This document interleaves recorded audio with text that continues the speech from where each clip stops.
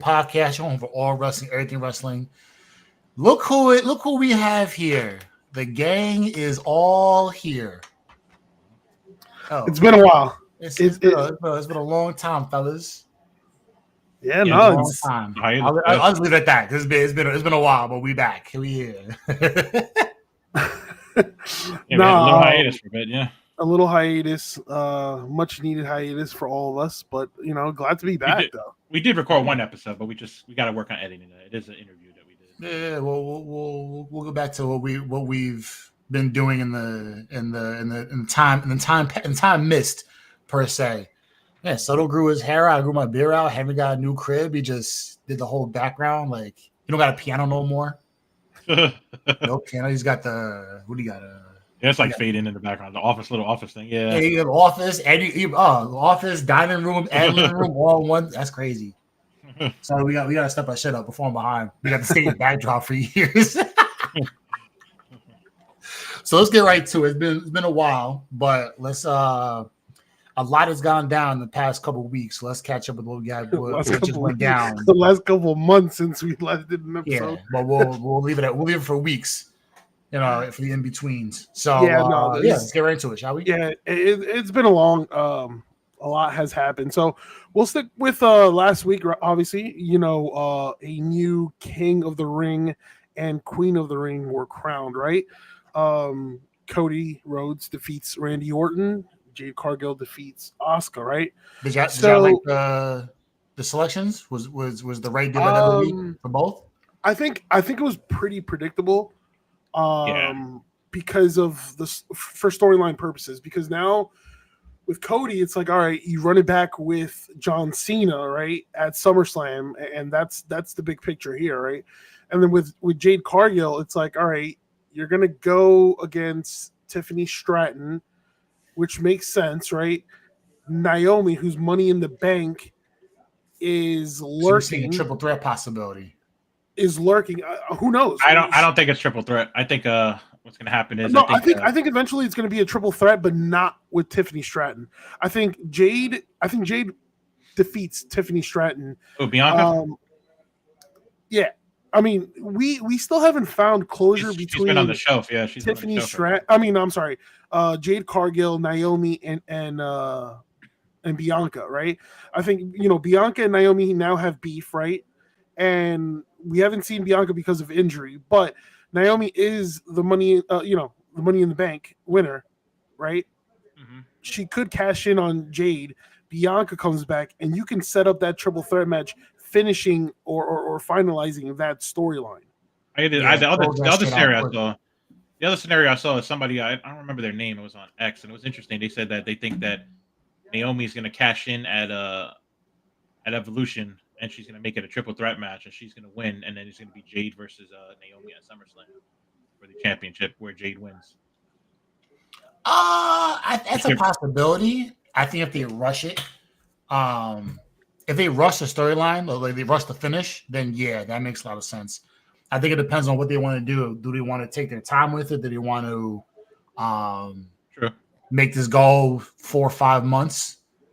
And so later. I think it's been going on for quite a bit, though. They really haven't had that match yet. Yeah. So I think it could happen.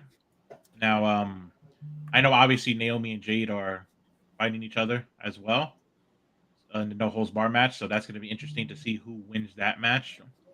I would say who wins that match will determine what's going to happen in the Tiffany Stratton Stratus match. I'll be honest with you, because I would say if Naomi comes out on top, we could see a cash in, but if she loses, we also could still see a cash in. So I think either way, I don't think it's going to affect what's going to happen. But I think at SummerSlam, I think the main event that's going to be the event that everybody wants to see is going to be the basically Jade versus Naomi with a returning Bianca Belair. Yeah. And then on the men's side, it makes too much sense for SummerSlam for that not to be. On the men's side, it's like this is where things get a little bit interesting because, all right, fine, you're going to run back Cody Rhodes and you're going to with John Cena, but I think with all the heelish tendencies and actions that John Cena, has done in the past couple of months, I think we're in store for a double turn here. I was gonna say that. So you think this Homelander Cody's actually going to finally happen? I think this Homelander Cody is, I think, exactly what WWE needs. I don't know if it's what it needs now, but I think eventually. But I think with John Cena, right? Last match, and shout out to the boys, fantastic. I feel like what's it called? Within every time we see John Cena, we're starting to see a baby face kind of like action. You see the crack. You see the cracks in the shield. Yeah, we're starting to see some cracks, and it's like, all right, is he going to return to his former self? And then with Cody, it's interesting because it's like,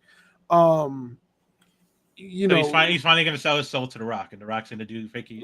He's going to finally sell his soul to somebody. He's going to join The Rock. Hold on a second. The Rock has been fighting with Triple H for fucking months about control. He's going to say your soul is mine. He's going to sell his soul to somebody.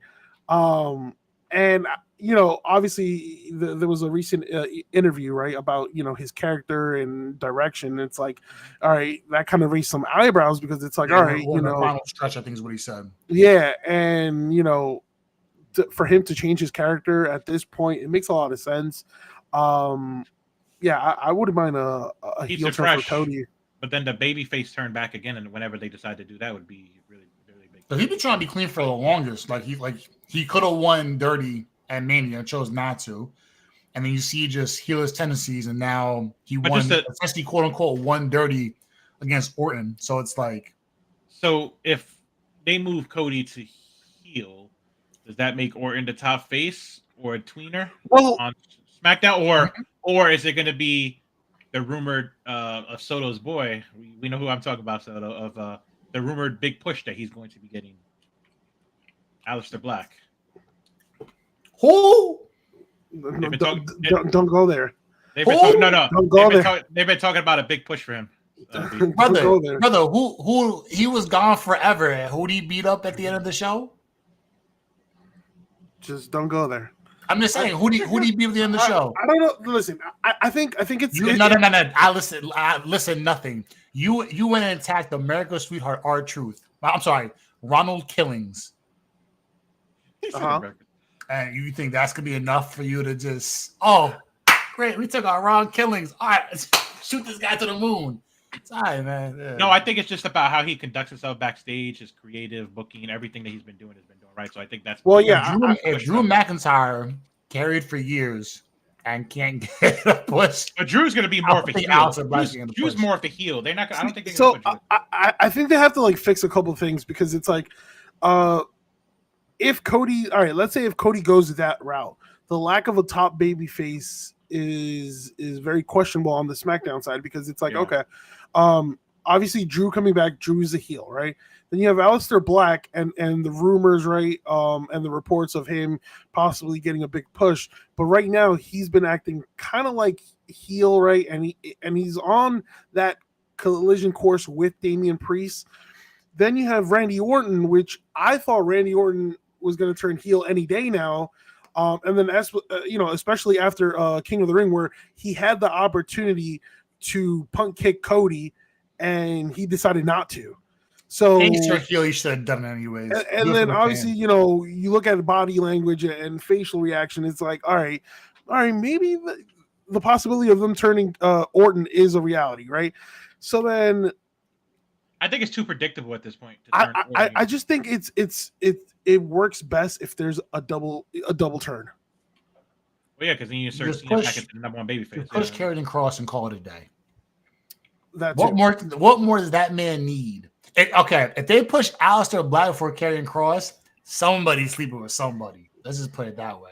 Oh man, they're not gonna push. They're not gonna push Karrion Kross. That stupid rumor they started. Oh, he don't take falls on his back. I don't know why. I don't know who started that rumor. Whoever started that was a moron. We will talk about Karrion Kross later on in the show.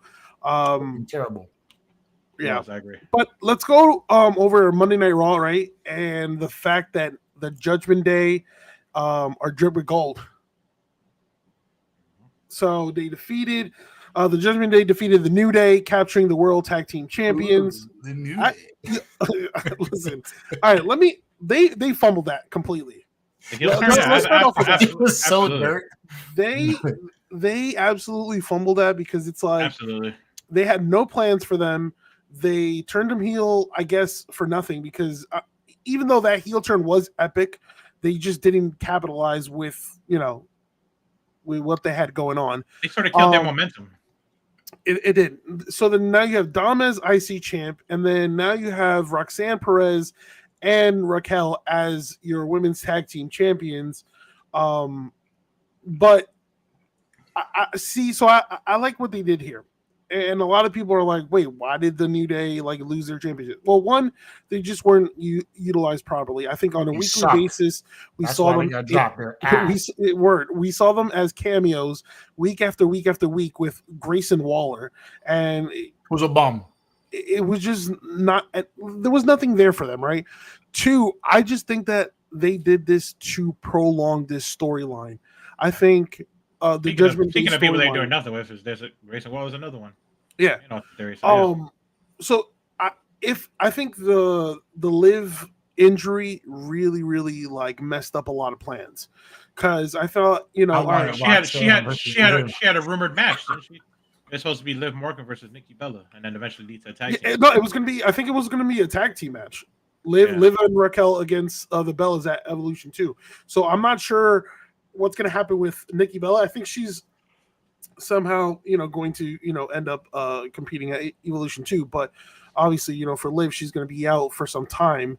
And we probably won't expect her back till maybe Royal Rumble season, to be honest with you. Shit, I think it's a shoulder or an arm? Shoulder. Shoulder? Yeah, that's 6 months. So it's I think the same kind of injury that Rhea had. I think so it's 6 months that she's going to be out for. So but if you guys like paid attention, like we were heading for the Judgment Day breaking up. Obviously, Finn Balor had his motives, right, to turn on Dom, and still does, right? So obviously now bringing in Roxanne Perez, right? And Roxanne Perez is going to be that new eye candy that Dom will not resist. I'm telling you right now, that's going to be a storyline for the upcoming weeks. But again, it's going to seem like the Judgment Day right now is united to further prolong this storyline. And then when Liv comes back, then you're going to see Dom kissing Roxanne, then it all falls apart. That's what they said. They said Liv might be out the Judgment Day at some point. Yeah, I think when Liv returns, it's going to seem like I think she's going to return as a babyface. Let me just say that. I think that's what their rumor is. Either she returns and tells Roxanne, "Oh, give me back my championship," or she's going to blame Roxanne for losing the championship if they still have it by then. But either way, I think Liv will be turning babyface, and Dom. See, that's the tricky situation. It's like, all right, if who turns on who? Balor turns on Dom, Dom turns on Balor, because right now we were kind of like, it seemed like Finn was plotting and planning all the, this stuff to turn on Dominic, but obviously with that Liv injury, everything's put on hold for now. So, but yeah, they're drifting gold. They're going to be a dominant faction, I think, for the next upcoming weeks, possibly months, and until we get like signs of Liv's return, where I think that's where like the real crack is going to start happening. Oh yeah, definitely. It's a matter of, it's not a matter of if, it's when it's going to happen. Yeah, it's going to happen. Yeah, I'm forever jealous of Dom. Yeah, I think it's going to be more. I think Raquel and Roxanne are going to have a more dynamic relationship as the rotation and Dom. I'm sorry, the trajectory that Dom is on is Derek Jeter-esque. Yes, when it comes to WWE and correlation to sports, that's where Dom's on right now. Dom's on a Derek Jeter level of run right now. I don't know. He keeps getting away with it, and I just have you seen his real life wife? I might have to like start growing. Who is like cool with all of this? I might have to start growing like a mullet and a stash. Like I don't know. Wait, and start talking shit about your boss. I wish you would. I wish you would talk better with Papa Soto. Mm-hmm. No, listen. If Soto talks, Just do if whatever he Soto, is. B, if he talks shit about his dad, he's gonna bring out the luchador mask. The What's he Mets, go? What's his wrestling name? Soto, your pops. I know he got a wrestling name because he got the mask. I don't know. All I know is like obviously because you see the replica championships right here. Nope, can't see it. No. There it is. Oh, right nice there, belt. right there. Oh, So yeah. he was helping me with something in my room, and then he sees the championships. He picks up both of them and flexes with them, and I'm like, He just knows. I'm just like, all right, whatever. He's the one that taught Nacho Libre how to do the leap. It's very easy to turn heel for Soto. But don't put on a Mets jersey, Papa. It's over. No, you'll see him go through the fucking back door. And that's what Soto's dad brings up the athleticism and does a hurricane rod to Soto. Yeah. Nah, he suffers from asthma, so I'll use his fatigue against him. Oh, shit. That's crazy. That's next topic. Diabolical.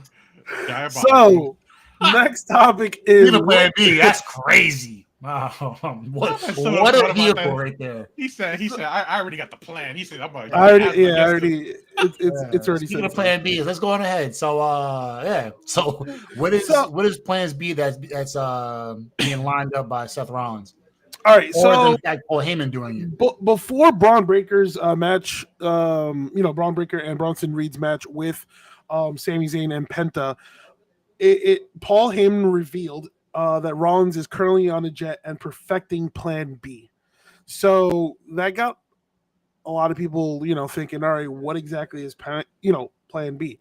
The last time we heard that term Plan B is when, Seth Rollins himself turned on the Shield, right? As Triple H and Randy Orton were coming to the ring, and he says there's always a Plan B, and we saw that, right?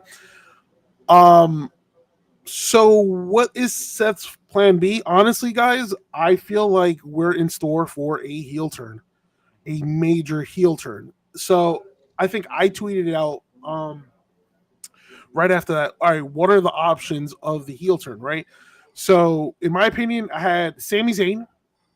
I think Sami Zayn turning on Jey Uso, right? That could be part of the Plan B, right? There is Randy Orton turning on Cody. Kind of like... Why not both? Kind of like aligning himself to Seth, and I'll explain why. A couple of weeks ago, Seth had the opportunity to take out Cody, did not take it. Did not lay a hand on him, right? And obviously with last year with Seth saying, "Oh, I'll be your shield," and actually helping Cody against Roman, and it's like, all right, there's now a mutual respect for both of them, and I'm like, all right, what if they take this partnership or this alliance to the next level? And then Cody becomes a Paul Heyman guy, it would be insane. Yeah, and then third would probably be Randy Orton. Randy Orton turning on Cody, aligning with Seth. I mean, they've aligned. I don't think that's going to happen. That's going to be. I'm just, stating that's possibilities. I can see. I see more Cody. I see more Cody aligning with Paul Heyman. Yeah, I'm just thinking like people. It's all right. Honestly, it sounds like there's going to be a huge heel turn. It's just a matter of who. So I'm like, all right, gathering all the baby faces, and I'm like, all right, Sammy right now looks like the ideal person. It makes a lot of sense because him and Seth have history, and it's like, what's Sammy's best way to get to the top of the food chain? Well, Sammy's way is just as a face. Who does he have to beat to get to the top? To throw that out there, the Sami Zayn thing is interesting because Sammy did do an interview recently and said that if Vince was still in charge, he might have been a heel still in the main event scene. As opposed to Triple H, he does more long-term storytelling. He's more of the face right now. So I feel like that was done more intentionally, more than unintentionally. So that is something to look into. You think he shamed Triple H and praised Vince? Says that, you know what? This is what Vince would do for me. No, I think it's more of I don't think it's the praise. I think it's more of him talking about being a heel as opposed to face. That he enjoyed being a heel as opposed to being a face. All between the two parallels between. Yeah, so I think he did. You don't throw that out there without having something.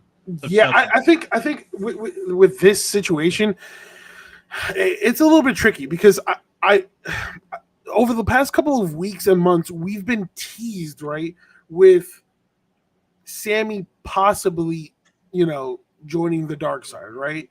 And obviously that's Evil. that's due to Karrion Kross's like influence, right? I think it's going to happen. It's just I think it's bound to happen, but obviously it's not because of Karrion Kross. I think it's going to be because of Seth Rollins, right?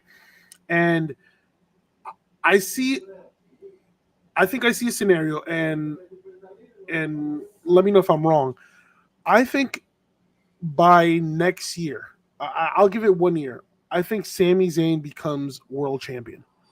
They've been pushing this. I think that they've been pushing this narrative of like Sami Zayn, like either coming close to the championship or never tasting like that world championship gold, or I think he's bound to do. They did that with like his feud with Drew McIntyre, right? Kind of like saying, "Oh yeah, he's never going to win gold," and I'm like, all right, I think this is going to be one of those situations where like Sammy, who is a true underdog, finally becomes champion. But in order to they did sort of Dean Ambrose type route.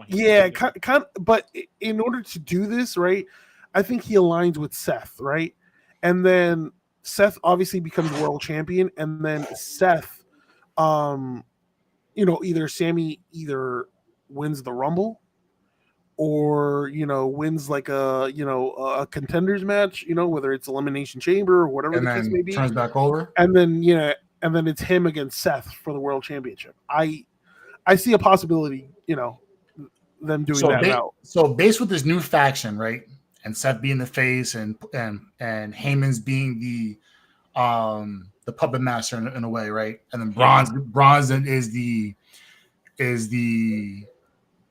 prep time. So like, all right, whenever it's time to unleash, let him go, and then Bronson Reed, right? So whatever he's got lined up with him,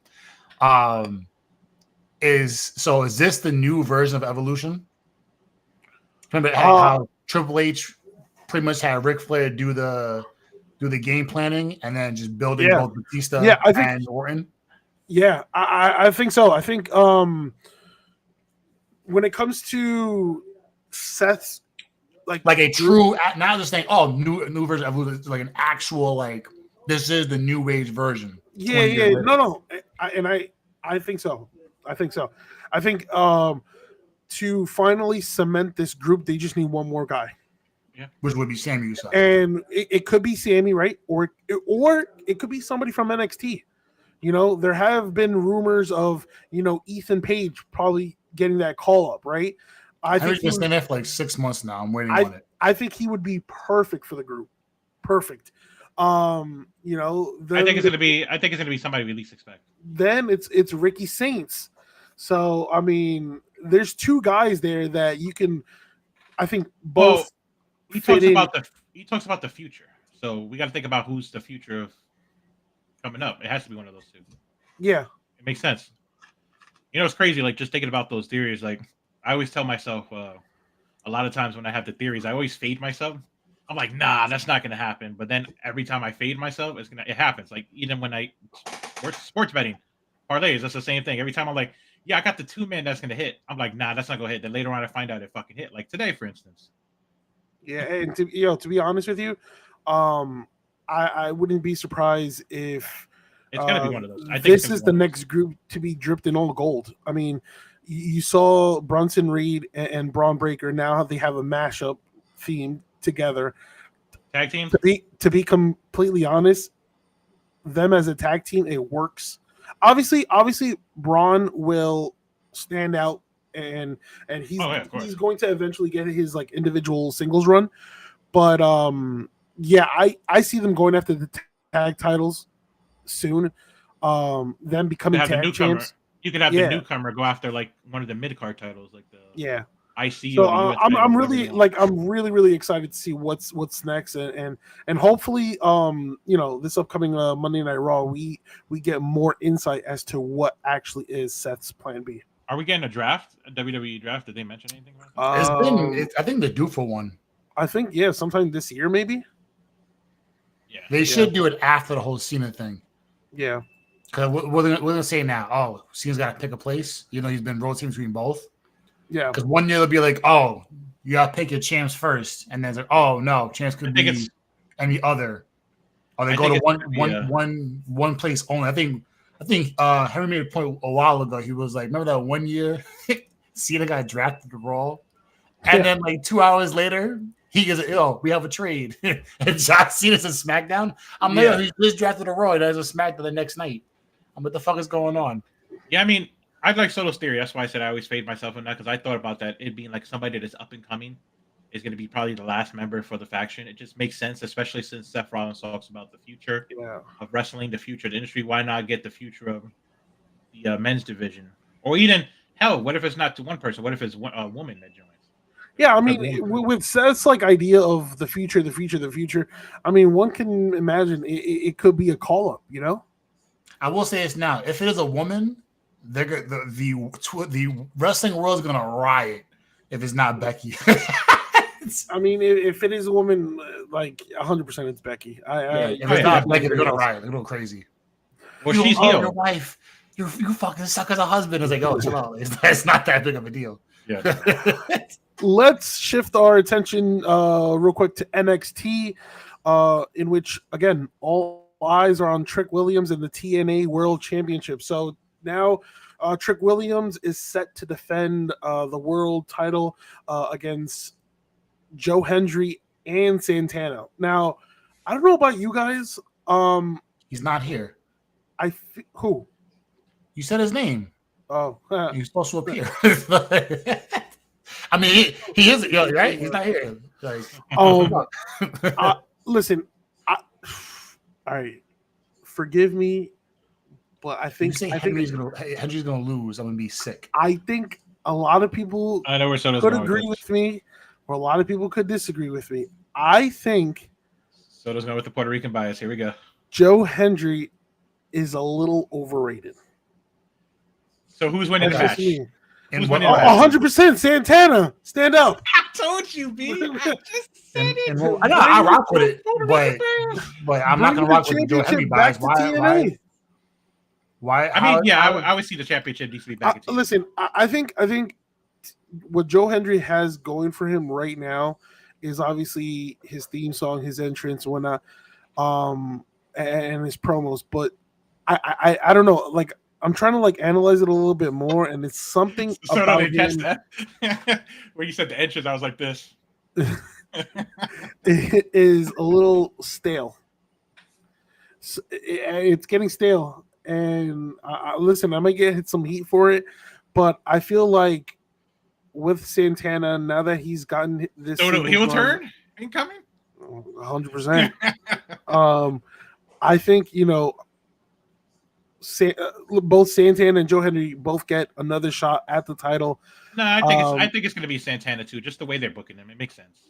Yeah, they're booking him. They're booking him to win. They're booking him to be dominant. It's the writing's on the wall. Okay, I'll solidify the heel turn. So, are you mad that Joe Hendry is over in ways that Aleister Black will never be? Shit. There it is. There it is. There's a heel turn. There it is right there. Okay. All right. I'm waiting for it. The fact that you said House of Black and you just didn't single out one person. So let me. All right. Oh, shit. Joe Hendry was this nice little shiny toy that everybody, liked and because it was the newest thing. Not anymore. All right. That ship has sailed. All right. So hopefully he gets pinned and Santana picks up the victory. That's crazy. All right. Sorry, I had to say it. You feel better now? Yeah, I feel a lot better. You've been laying on the psychiatrist couch. I don't know. My chest was compressed. Yeah, no. No, I mean, listen. Don't get me wrong. Like, it's nothing against Joe Henry. I just think for TNA going forward, the way you Does he need the belt to make TNA good? Who? Well, Joe Henry's rumored to make the jump ship soon to WWE, so I think that's. I don't know. Listen, I thought when he became champion, I was like, oh, good. You know, congratulations, finally. Like, but his reign as champion, I thought it was, in my opinion, was a failure. Was Nick Nemeth better? I think he would have been 100%. Okay. I think so. I think with this new direction that TNA is going, I think Santana would be the likely choice. And unless they decide to keep it on Trick and and it would be interesting if Joe Hendry, if he fails to once again capture the title, maybe he goes on a little heel run. You know, who never knows? He gets a remix. He gets a remix to his song. How is he a heel with that theme song? It might do a remix to it. The top 5 most over theme song in wrestling today. And you could do a remix to it. Think about like how John Cena's done remixes. Yeah, you could turn that theme song into like a heavy metal, like say his name, man. You know what I'm saying? Like, I'm just saying. Someone will just turn it into a demonic song. Doing that. Instead of doing the waves, it just becomes a middle finger. Like, listen, we're giving this is ideas. This is good ideas, but clip this. If you ever see this, they're not fans of you. I believe in you. The man. I didn't say all that. I just said the man to my left here. He doesn't believe in you. Yeah, what will you do in the moment to step up? And don't say get pinned. I don't know. I think that just the way that he was booked as a champion, I wasn't really a fan of. I was just like, all right, you know what? Let's go. I was like, let's go with Santana. I was like, let's see what he can do as the top guy. Because I think over the last couple of weeks and months he's been gaining momentum. So I'm like, all right, cool. That's why I said it makes sense. Because I think with Trick Williams, I'm like, you know what, Trick Williams I think is ready for the main roster. I don't think he needs to like be TNA champion. Yeah, we getting Trick and Mello part 2. Who knows? That's another guy's been. We'll see what happens. Underutilized. Also that we saw on NXT was a new addition to the culling. So Tatum Paxley has officially joined the culling, after helping Izzy Dame in her victory over Sol Ruka, and Zarya after Zarya inadvertently speared Sol Ruka. So now I think this is just a short-term thing for Tatum Paxley. I don't want to say that Tatum Paxley has gone full heel because we are getting a double turn. You think so? I think they are teasing Tatum Paxley being heel and doing heelish things. She will do it. She's going to wind up being a face, aligning with Sol Ruka, and we're going to get Zarya as a heel, which everybody's been wanting for a while. And you think Zarya joins the culling? Nope, I think Zarya does her own thing.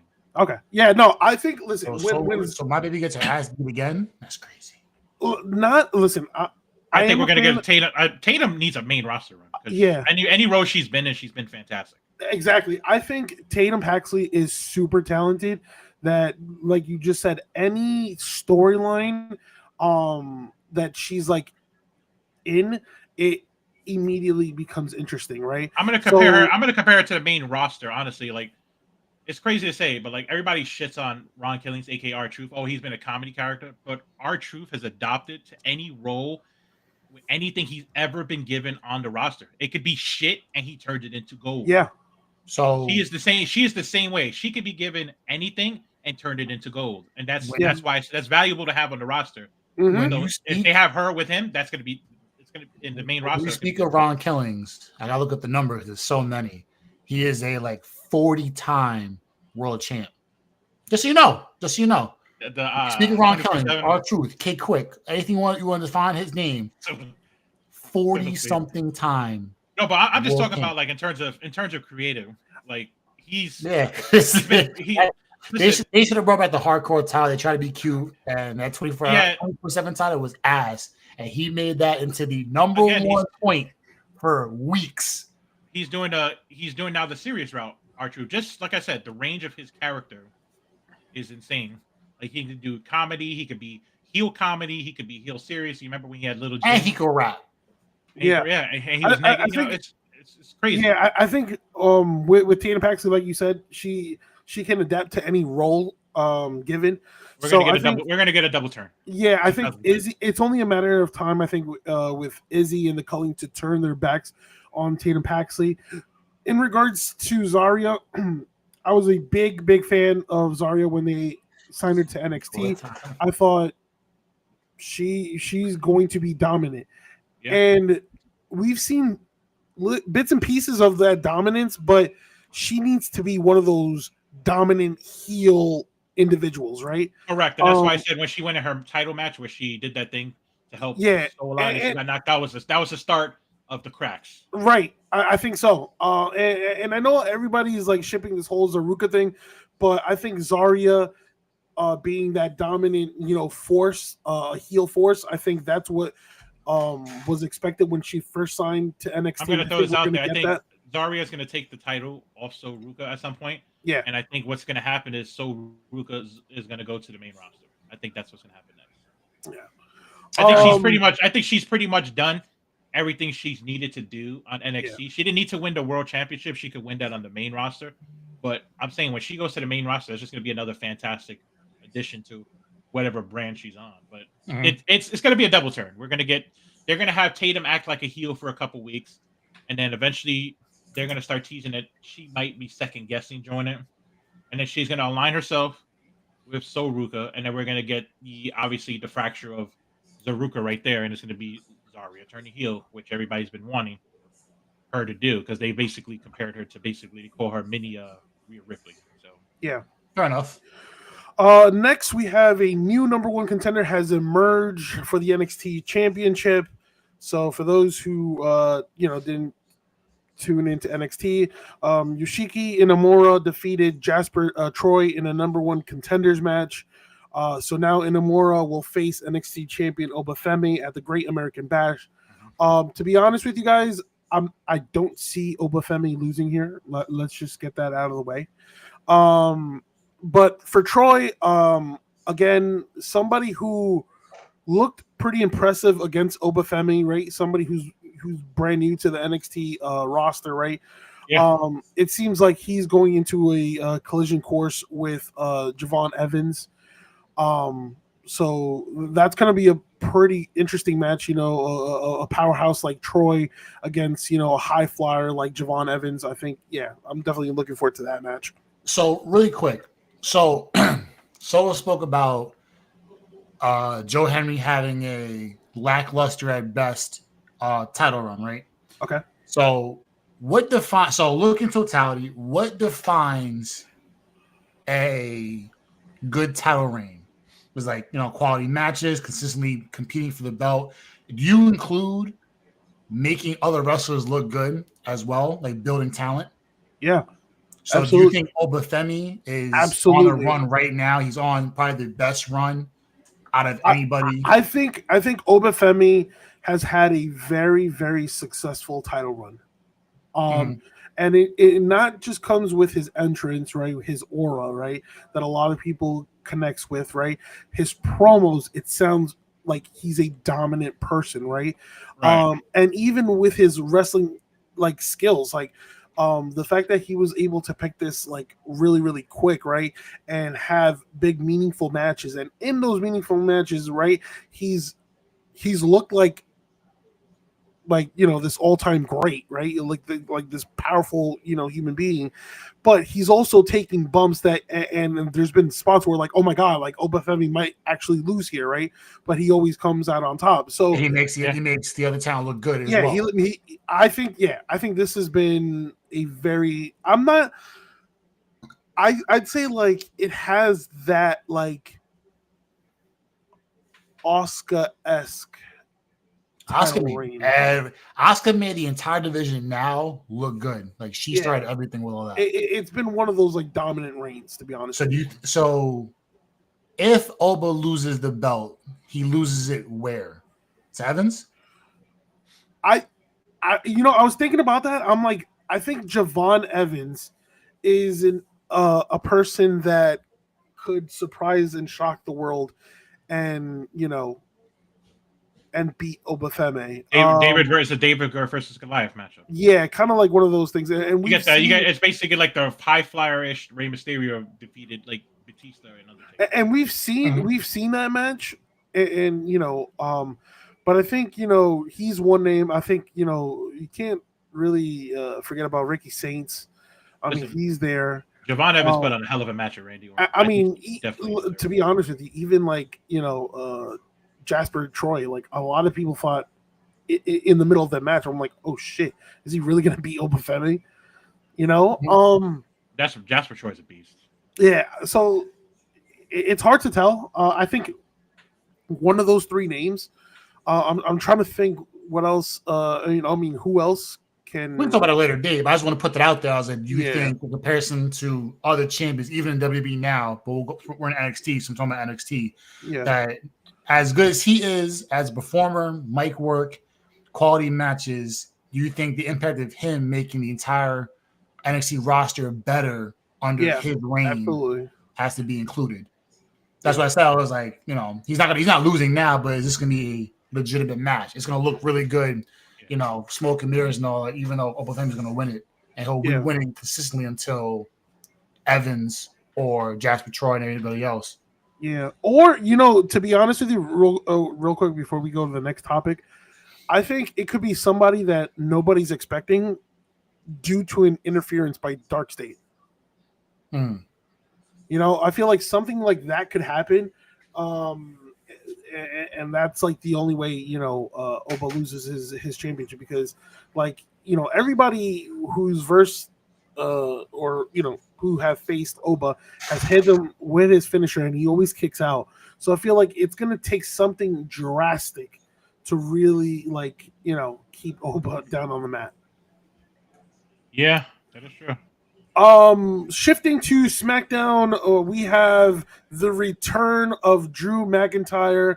Obviously, we haven't seen him since he lost the steel cage match against Damian Priest at Saturday night's main event back in May. So to see him, hey, it's a good thing. It's another player on the SmackDown roster. But honestly, I just didn't like the whole segment. I mean, listen. Don't get me wrong. I love the fact that he came in there, he mocked Cody, he mocked Randy for, obviously, the whole hesitation that happened at Night of Champions. But obviously he was, to close out the segment, he was on the receiving end of an RKO from Randy Orton. Does he win next week? To be honest with you, I don't even know with Drew McIntyre. Like, Drew McIntyre, and it's not his fault. Drew McIntyre has always been built. Black, you would have said, "Oh, wholeheartedly." Wait, what? What? He said if it was Aleister Black, you'd be like, "Yeah, 100%. He wins every match." There it is. Don't judge me. Yeah. Don't judge me. In front of me in America. Soda's about to do his Austin 316 promo. I'm waiting for it. Solo 316. So I just whipped your ass. I'll put that on the shirt. We'll get copyrighted, but it's okay. Yeah, let's put Soto 360. Not for nothing. I actually copped the shirt at Burlington. Burlington had that? Clearance, $5. The disrespect. I don't know. I was like, all right, it's not even my size. Anyway, so yeah, I don't know what this whole thing is with Drew McIntyre. What is he going to get into a feud with Randy Orton? That's what it kind of seems likely. But so yeah, Nick Aldis booked the match between Drew and Randy at Saturday night main event, which is happening next week on July 12th. Ooh, the same time as All In. Interesting. So for me, we'll talk about that in a little bit. For me, a match between Randy Orton and Drew McIntyre, it's cool, but again, it's like, what's the purpose of this feud? Yeah. And that's my question. It's like, all right, I think the purpose of this feud is mainly going to circle around Randy Orton's hesitation, because I think in that match between Orton and McIntyre, I think there's going to be another opportunity where like Orton goes for the punt kick, only to be caught with the Claymore. So I don't know. I think it all. I think if Drew McIntyre beats Randy Orton, I think we're gonna see a Randy heel turn down the line. And again, this all circles around that one moment where Randy Orton hesitated to punt Cody Rhodes. Yeah, I agree. Let's talk about the SmackDown Tag Team Division heating up. And I say that because, again, I feel like SmackDown is so stacked that they should at least like give a team or two to Raw. Because I think so. SmackDown has all these tag teams, right? Shout out to Big Blue, baby. They just formed another one with Andrade and Rey Fenix having a banger of a match against Fraxium, who they defeated, right? But again, Andrade and Rey Fenix, I was like, all right, cool. I thought, to be honest with you, I thought Andrade was going to turn heel, right? We get the Lucha Bros if that happens. I think it's only a matter of time. Defeating Fraxium, obviously, Fraxium. You could say they were tag team of the year. What, last year, this year? Listen, Penta doing his patented walk with Phoenix.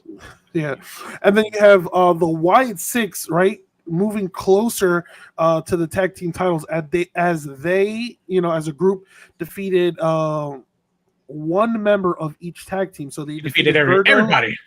Yeah, they defeated everybody. They defeated Berto, Chris Sabin, Johnny Gargano, and Montez Ford. So gave no fucks either.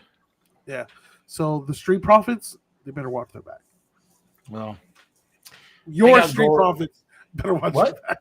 Your Street Profits. Yes, my Street Profits, who have gold several times. Unlike a certain wrestler who doesn't have any belts, any gold. Who? No. Who? He was part of the failed group that was the House of Black. He was the face. He was the leader of the failed group, the House of Black. Mm-hmm. And they paid him to not wrestle in AEW. Mm-hmm. But now he's on WWE, so we'll see what happens. And he beat up a black guy. I think it was during Juneteenth.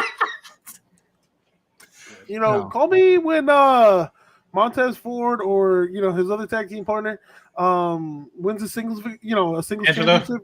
Yeah, Angelo, and we'll talk. That's cool. I see gold around people's necks. I don't see no gold. He got gold. The other one got gold. He don't got gold. He gonna beat up by the way, 54-time world champion. Oh my god. That's who he beat up. That's who your man's beat up. Just want you to know. All right, what's next? What's next? What's the next topic? The next topic is Solo Sikoa's faction gets a new name. He is by far the funniest man in WWE. I agree. I think, and it's funny because a couple of weeks ago, Henry and I were talking, and then he's like, I think Solo's turning face. I'm like, nah, bro. I think Jacob is turning face. I just love this new character I can never take him serious, but he fits the role so perfectly. Obviously now joining, the group's name is now going to be called My Family Tree. And the new member is Talatunga. So now sounds like a DNA test. Sounds like a shitty AEW. Oh, that's right. The Learning Tree. So no, that's right. Forgot about that. I'm done. All Let's right, continue, in the next episode. We got a few more minutes. We got time. I got some time left there. So shout out to Tony Khan, Kendall, one of WWE. We got the Learning Tree. Disgusting. My Family Tree. Okay, makes sense. And there's one. I mentioned this earlier to Soto when he called me. There is one name missing from the My Family Tree, which is a curious one. Mr. Tamatanga himself. What are they going to do with him? I mean, listen. So Solo said, "This is my family tree, and this is their complete." Solo, JC Mateo, Tungaloa, and Talatunga, formerly known as Hikuleo.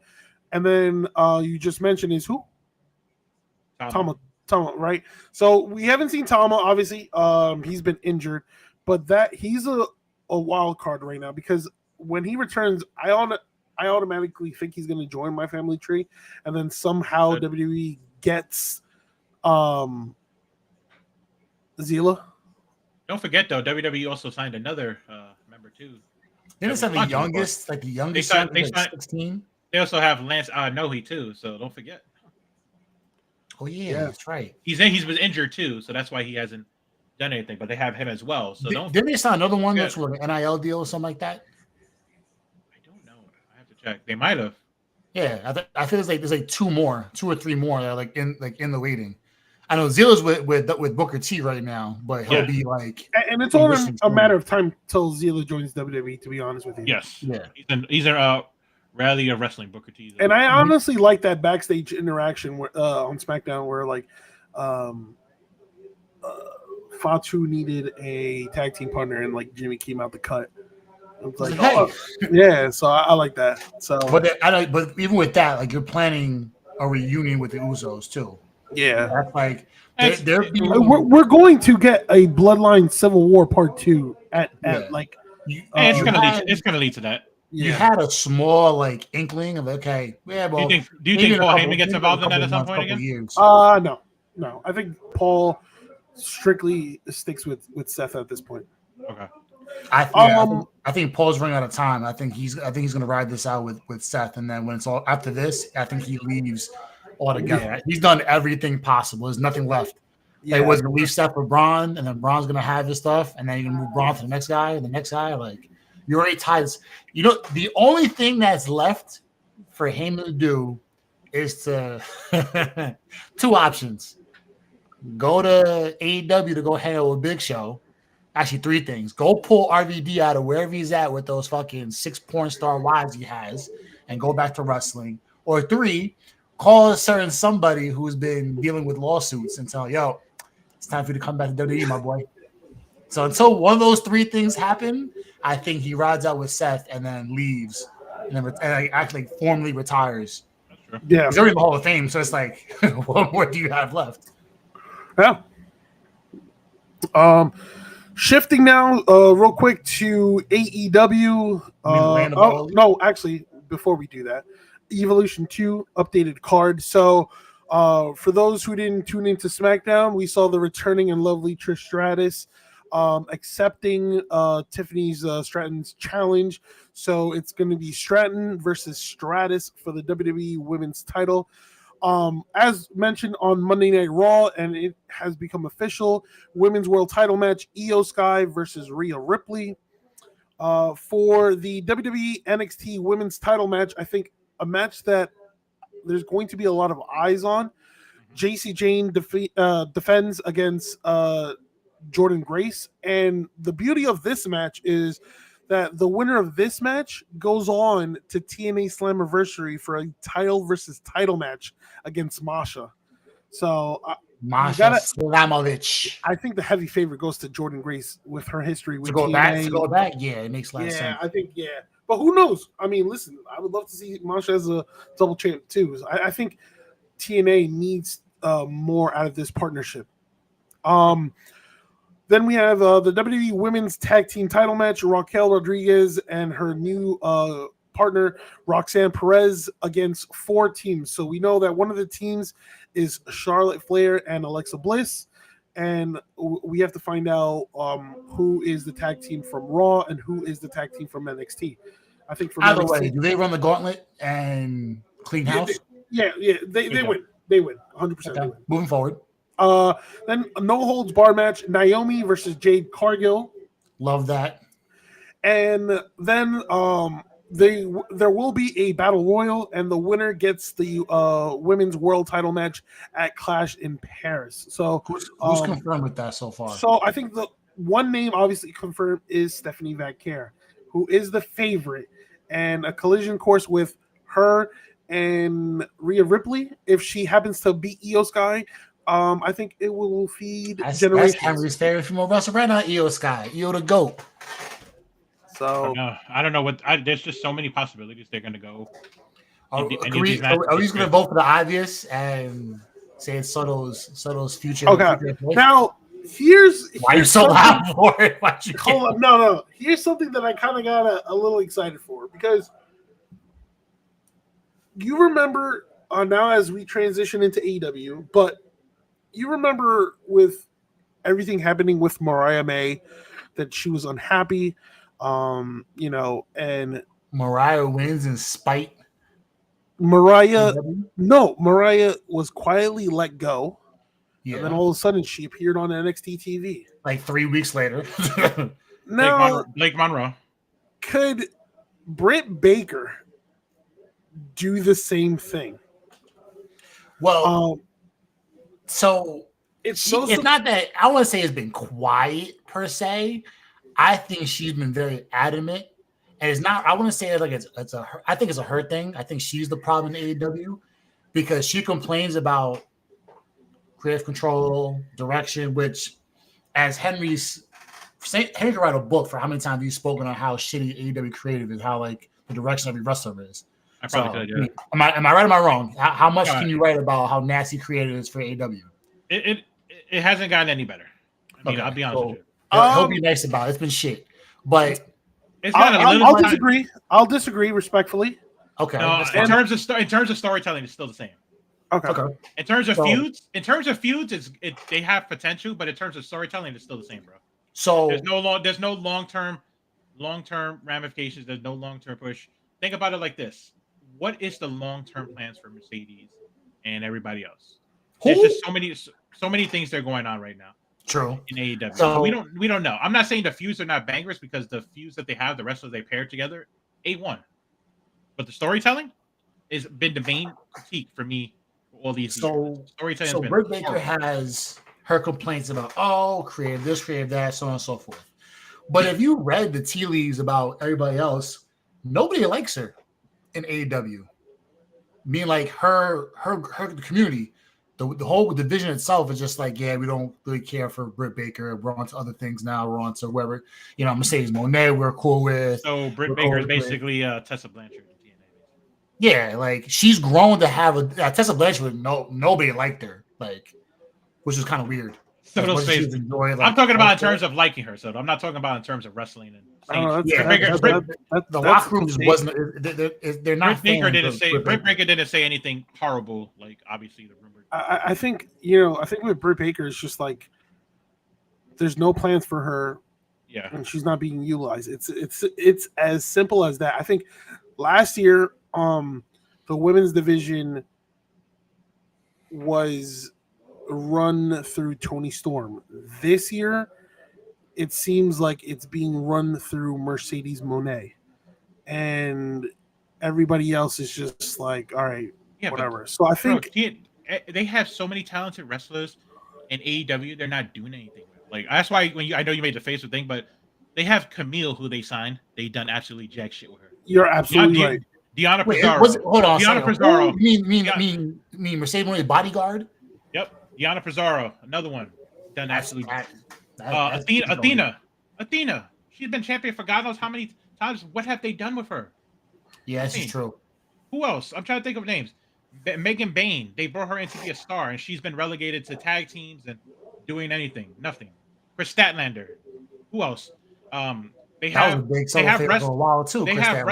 wrestlers in there that they have homegrown. They don't want to push. They've had Anna Jay and Tay Mello in there. They could have tag team champions. They done nothing with. Thunder Rosa. All these wrestlers they have fumbled. I will say Willow is an exception. She's done great. Yes, but it's far from few. But I get it. There's inconsistencies, right? A lot of inconsistencies where even on the men's side. Where's I know Darby's coming back. We're going to talk about that later. Darby's never got a major run with a major title. Orange Cassidy, another one they fumbled with. Mr. OJ? No, they haven't fumbled with OJ. Yeah, not giving him a main title push, and he's been a fantastic wrestler. Yes, no. As we hold on before y'all fight. As we move forward, Britt Baker's problem is that the locker room does not like her. It's a mixed bag. I think. But then again, that's more of hearsay. Like we can't 100% confirm. Well, when everybody's saying it, but she says one thing, and then you hear everybody else behind the scenes saying, "Yeah, she's not like." Like the stuff that I mentioned with Tessa, like they said she said some racist remarks. I don't know. I've never seen it. Apparently, it said has been around the business.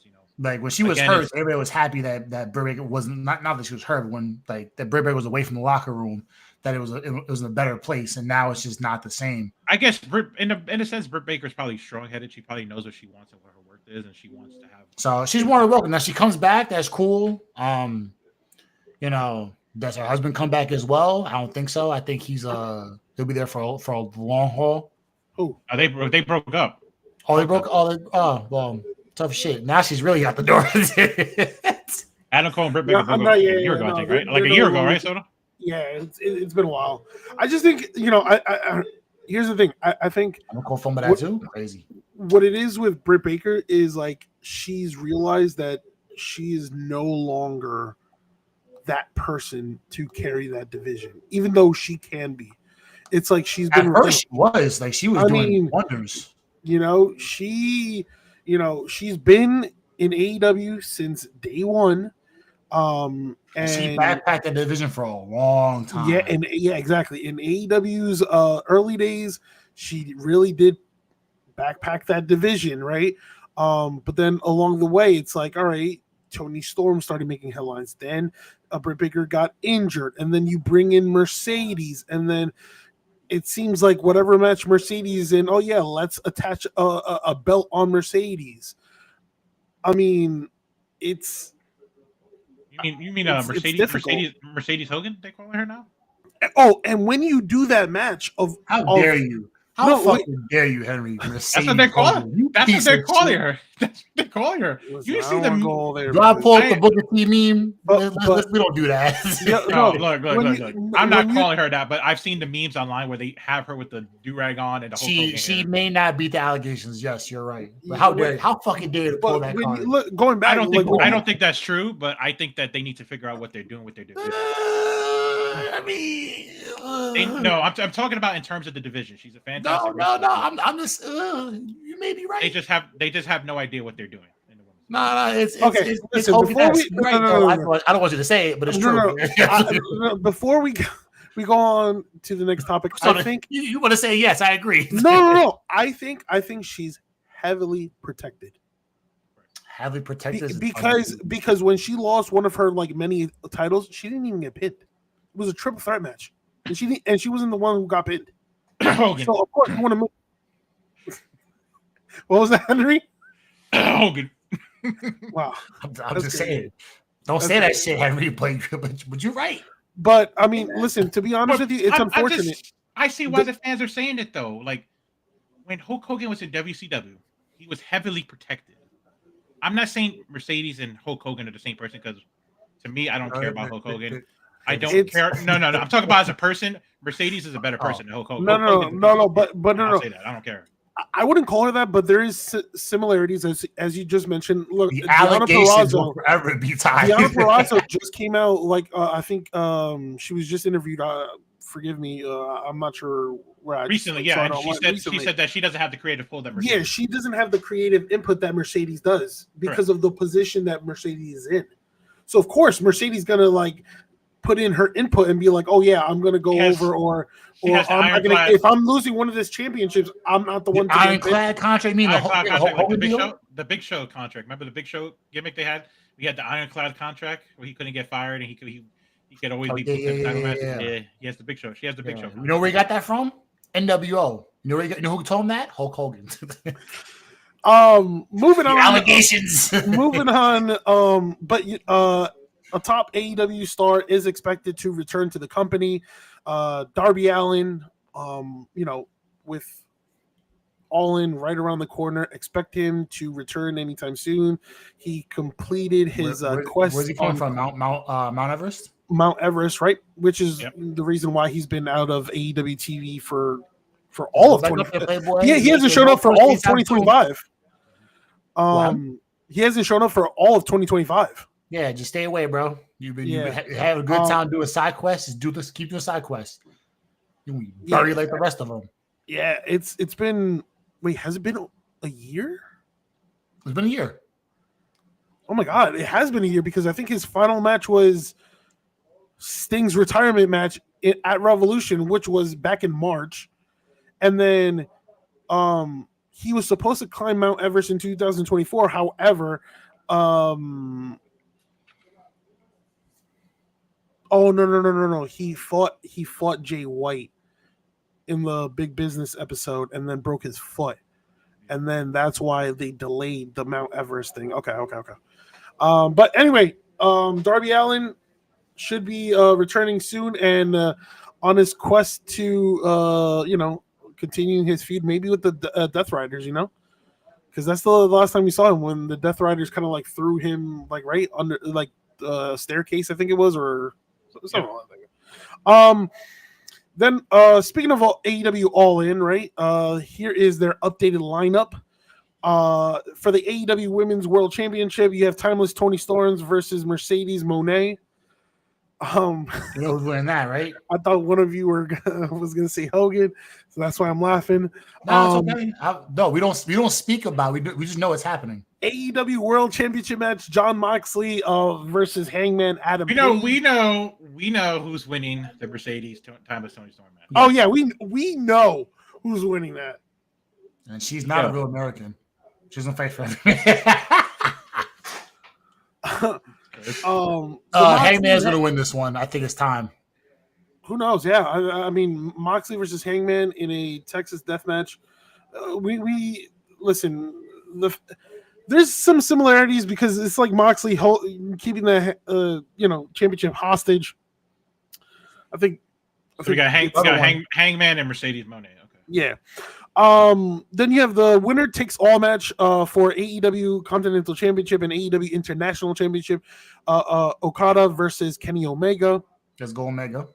AEW TNT Championship. Adam Cole defending against Kyle Fletcher. Ooh. The men's casino gauntlet match, which I think we've only know of two contestants so far, which is MJF and Mark Briscoe.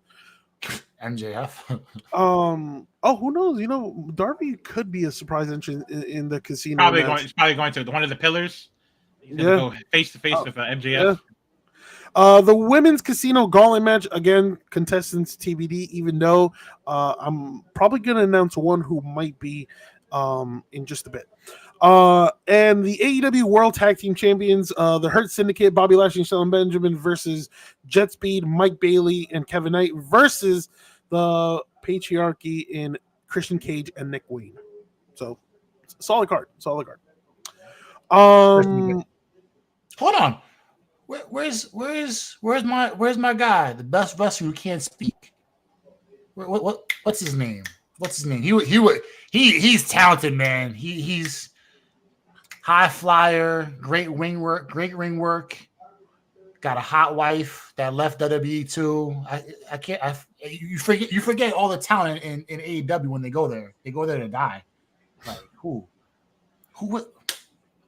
is that? He's got a hot wife. Used to be an announcer. Fuck. He'll be in the casino match. Oh, that's right, Ricochet. That's right. I forgot about him. What happened to him? You know what the crazy part is? He'll be in New York wrestling some indie show while SummerSlam is down the road. Oh yeah, he's returning to House of Glory. I kind of want to pull up since House of Glory is like real close. You don't want to. You're going there for Samantha. You're not going there for Ricochet. Let's be real. I'm sorry, you caught me red-handed. So I'm with you. So, quick note before we close out the show: WWE has interest in multiple expiring AEW contracts. So, if you haven't followed up, so there is a couple of. Oh, sorry, you forgot to say who your casino person was going to be for the women's match. Oh, I'm going to mention in the next topic. So, according to reports from Bodyslam.net, Private Party and Danhausen's contracts are set to be expiring soon, and it seems like WWE is already salivating. I can see Danhausen being probably like their comedy or entertaining part of, if they were to sign him. Huh? Isn't Danhausen like the mime? The mime looking guy, but he talks. Yeah, absolutely. Yeah, no, he's a mime. Okay. Yeah. So Danhausen could provide that comedy, entertaining act for WWE, and him and R-Truth would be gold.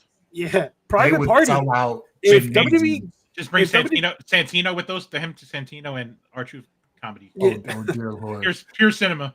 That's all I gotta say. and Private Party is also an interesting thing. I mean, listen, they can go to NXT again. NXT needs tag teams. They can go to Raw. Raw desperately needs tag team. Please don't go to SmackDown because SmackDown is overbooked right now.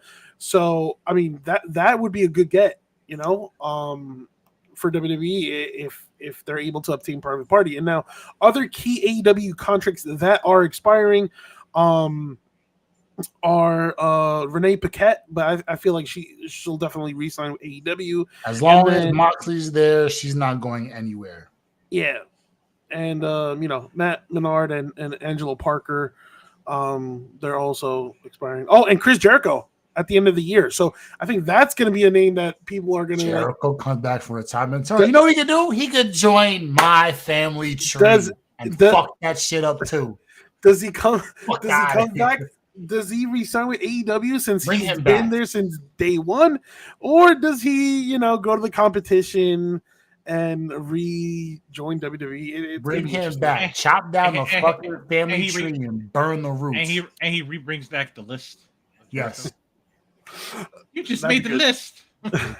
All right, so Henry, with a fucking list now. I did mention one name for the Women's Casino Royale. And I believe that would be Isla Dawn, who was recently backstage at a AEW event, and now it's expected that she will be All Elite. So I'm guessing if she does sign with AEW, I think that would be the. May she have a good retirement tour for her career, because I don't know what's going to happen. So AEW doesn't have a good history. Yeah, not saying that she's not super talented, but AEW is just I don't know. Man. I really hated when WWE let her go. I thought she was extremely talented, and the fact that they had a fire. They had the tag team. They were firing her. They were great. I just don't know. I really don't know why they did what they did. To be honest with you, don't either. Then some WWE contract updates. Right, Styles, Cross, and Scarlett. So, with Styles, he's back for a retirement tour. Yeah, so that's fine. So his contract. What's Cross doing? So yeah, so his contract was supposed to be up this year, and according to Fightful's Sean Ross Sapp, he has signed a 1-year extension with the company. So it seems like Cross or Styles. Styles. Okay. Styles. So it seems like next year, 2026, will be Styles' last year in wrestling, unless he does like these 1-year extensions. Then, but it seems like 2026 is his last year. And regarding regarding Cross and Scarlett, it's still unknown, but it's more likely that they are going to re-sign with WWE based on the fact that how both of them have been used within the past couple of weeks, right? Now Cross and Scarlett being in meaningful storylines, one with Sami Zayn. Plus, last week they released new merchandise, which I think obviously means that they're going to re-sign with the company. So, the crazy conspiracy that Henry has that fucking Karrion Kross is going to pop out one of these days and just do this, and everybody who's he confronted in the past will now be behind him, and he's got an ultimate faction like the NWO. Yeah. Henry put the idea in. It's not his fault that it's been he's been right every time. Every person that Henry said was like, "Oh, he's going to go heel. He'll go heel." I think Henry's like 7 for 7 right now. So when it comes out, let's see if Sammy goes into that dark side. I mean, he has been targeting Sammy, right? And obviously, like I'm happy for Cross and Scarlett. He also targeted AJ too, so that's also another interesting one. Remember, he was on AJ for a while too. Yeah, there's so many directions. Again, what was it was the Ministry of Darkness? So Karrion Kross is going to be not the corporate ministry, but like a certain, He had that with the Final Testament. They're pretty much. Yeah, so he'll bring that all back, and everybody unites. If they were to have something like that, I mean, just if he were to have another group again, I know a guy on SmackDown who's by himself. 2 guys on SmackDown. Oh, we don't take bums, bro. We need top of the line stars. Yeah, top of the line stars. Aleister That's Black. it for this episode. Who is that? Aleister Black. My God. Another the last failed topic, though. project. House of Oh Black. my The Final God. I Testament? can't Oh, wait. yeah. I You can't don't wait have the- till he you don't have gets the Final championship Testament? gold. I can't wait till he gets championship gold. Oh I my hope he God. I'm does, gonna for celebrate your like sake. I'm gonna celebrate since I don't drink. I'm gonna celebrate like Kurt Angle with cartons of milk. Yeah. With the glass milk. Yeah. Okay, and then to close out the show, obviously the upcoming Street Fighter movie now features 2 WWE superstars. One's Roman Reigns. So one is Roman Reigns, who As is Akuma. playing Akuma, That'll be and fun. now it's Cody Rhodes joining the film That as seems Guile. so fitting that he Guile. is Guile. I mean, all right, the Roman Reigns Akuma, That's a good look. that's a great. I was like, oh yeah, yep. I have no problem with that. The Cody Rhodes as Guile, it's like it's questionable. It seems suiting. It's questionable. Who would you have taken? Okay, so we know Roman Reigns is good. If you're gonna fill out a cast, who is gonna be Guile then, if not Cody Rhodes in wrestling? Henry, what do you got? Who do you think? I wouldn't even know. See, There's so many actors. It's so hard to pinpoint. Cody fits. I'm telling you. No, I I just want to hear what Cody does. Guile's attacks. Like, boom. Boom. No. He's gonna go flash kick. No, there is. Oh, Glad to hear God, that shit. I have the actor's name. Oh my God. No, I'm talking about a wrestler. Like you put a wrestler as the. Oh, okay. All right, cool. Yeah, we can do this forever with fucking actor. I'm talking about a wrestler. If not him, then who else? If it was an actor, the only guy I would think is the show I'm watching. Because to be honest with you, the guy from the boys. I would put the guy for Guile, right? For Guile, Yeah. I would put the guy who did Reacher, Alan Richardson. Oh, whatever his name is. yeah. I think he would be perfect as Guile. Yeah. But Cody Rhodes, it's like I don't know how that's gonna work out. Where's the guy from Homelander? We already have the guy from Homelander. It's Cody Rhodes. Duh. Yeah, true. Yeah, that would I'm have been a way excited. better choice. You want an actual actor, not a. I see what they're trying to do. They're trying to get some unknown names and some up and coming stars. So I get it. I get what they're trying to do. They're trying to make it like one of those films that pulls you in because you don't know who they are, so it could be a surprise. I get it. Well, I mean, Roman's not half bad. He's in small roles. You know, he's not nobody Batista, right? And John Cena is right behind him as an elite. For me, actor. It's similar to like you remember when what's his name? Carl Urban got the call that he's going to be Johnny Cage. Yeah, it's similar to like one of those with Cody Rhodes where it's like I got to see if it works. Carl Urban's not a bad choice. Who would you have picked for besides Nick Nemeth? Who would have been Johnny Cage? You know, I think a lot of people were calling for The Miz, and I'm like, The Miz would have been perfect. But that's one thing regarding The Miz. The Miz obviously kind of looks the part, but I don't know if The Miz is funny enough for the part because that's what Johnny Cage is. He's a comedic character. Mm-hmm. So I don't know. Obviously, he feels he looks the part, but I wouldn't. I know a lot of people were upset when The Miz wasn't casted as Johnny Cage. Right. I was like, whatever. I just got to see. Carter wasn't half bad. I was like, if they want a star power, they win John Cena, and I was like, I'm not opposed to that, but it's like, why would you tie him to that universe? Yeah. If you're doing something, and to be honest with you, to be completely honest with you, if they now feature 2 WWE superstars, I wouldn't be surprised if there's like a third one in future like Street Fighter movies. Because I feel like this Street Fighter movie, it's going to be the same kind of like, or well, kind of similar to Mortal Kombat. Like, you're not going to see every character. You're just going to see like a handful. Of maybe in part 2, you'll see, a bigger roster. Like you have like Andrew Koji for one. If you haven't seen Warrior, the show is fantastic. But he's dove into the realm of martial artistry. So Roman Reigns getting involved with Akuma, and it's like, all right, so he fits that grappling lifestyle, and he fits the mold, which is fine. And then you have this slick personality in Cody being Guile. It's like, okay, so this fits.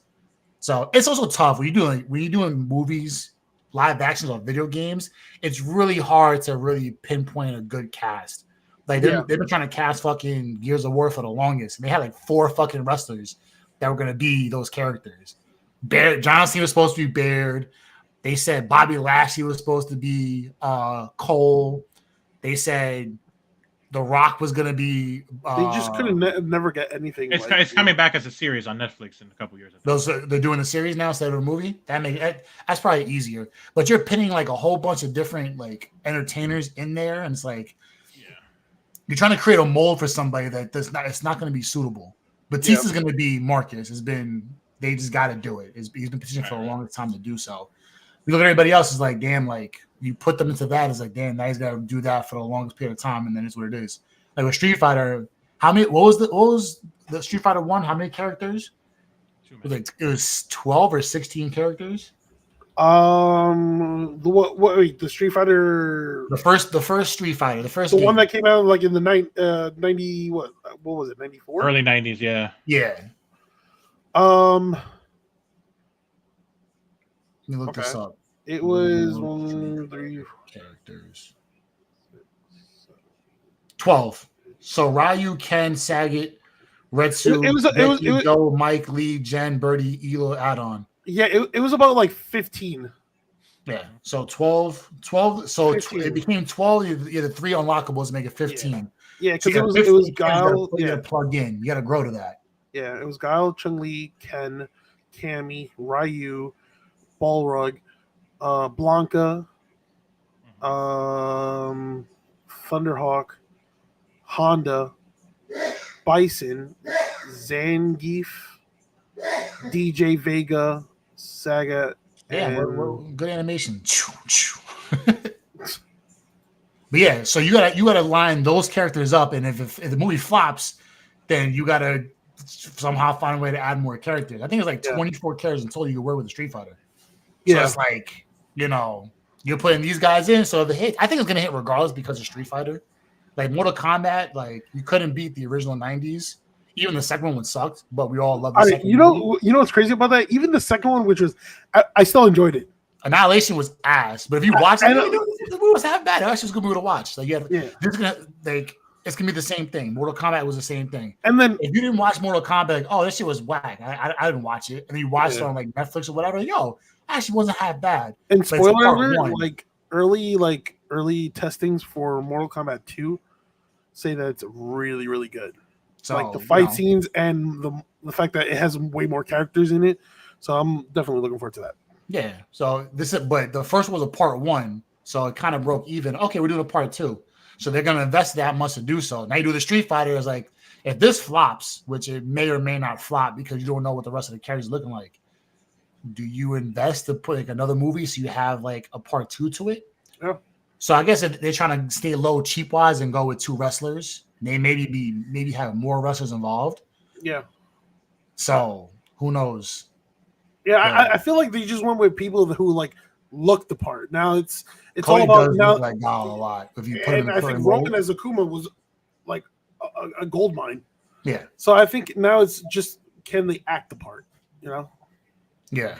So we'll see. It takes time. That's not coming out till the end of 26. So the fact that we're getting a Street Fighter movie and GTA 6 is crazy. I know. Yes. Love it. So, but we'll see at that point. But we'll be back before GTA 6 anyway. So that'll conclude for us in today's episode of the Sun Sith Wrestling Podcast. We appreciate you guys tuning in week and week out. Weeks prior, and now weeks going forward, we're back on it. So, we appreciate you guys tuning in, showing love. If y'all want to check us out, the link tree is right above. Right? Yeah, here we go. Bow. And then check it out. So everything's there between Facebook, Instagram, YouTube, Twitter, or X. You name it. But yeah, you name it, we're on it. So we Harry blew our money off parlays, so we can't fucking get to Westwood 1. But we'll be back. Harry's got some heaters coming his way, so we'll be lined up. No, we apologize also for the hiatus. I mean, listen, I just won yesterday. So we all got my bad, Super. Yo, this guy. I faded myself today, and I could have won on the 2 legs. So fuck it. So our Go Fund Us is coming up soon. We have to get the West Blue One Radio for a show. Word. But yeah, we'll be back. This highest, life comes and goes. People with the new member. Oh yeah, so we'll be having a new member. We've been saying that for so fucking long, for like a year and change. We actually do have a new member though. Well, guess what? He'll be joining us next week. So yeah, we'll have a new member to join. So I hope y'all enjoy the newly added member. It was all part of Soto's plan. So Soto's plan. And of course, like B mentioned, stay tuned to our link tree. We're going to be putting out new content. So and we have new content. Pretty soon we did an interview with a certain former WWE superstar. So stay tuned for that. Also, on TikTok we'll put out new content, whether it's rankings, whether it's all these good stuff. So make sure you tune in and follow and support. Now, poll's going up soon. Who's will shine or fail? Aleister Black, first person. Yo, shut your mouth. I can't wait till he wins gold. By the end of 2025, I want him to do good. There's been so much potential on this guy that has been nothing but just. So it's time to see him actually pan out and be great. It didn't work out the first time, so now I can't wait till we get him for an interview so I can replay all this shit. Don't replay it. I'll say it to himself. I'll say it to fans. I would love to see it. All right, watch. We'll find out. Oh yeah, he hit you with the kick, and I'll hold you. Yeah, get him. But nah, I give him 6 months. Be in a picture in 6 months. Most importantly, we want to thank everybody for tuning in today too. Yeah. Yes, that too. So we're back. We are back. Thank you. Catch us next week. Thank you for your support. Thanks.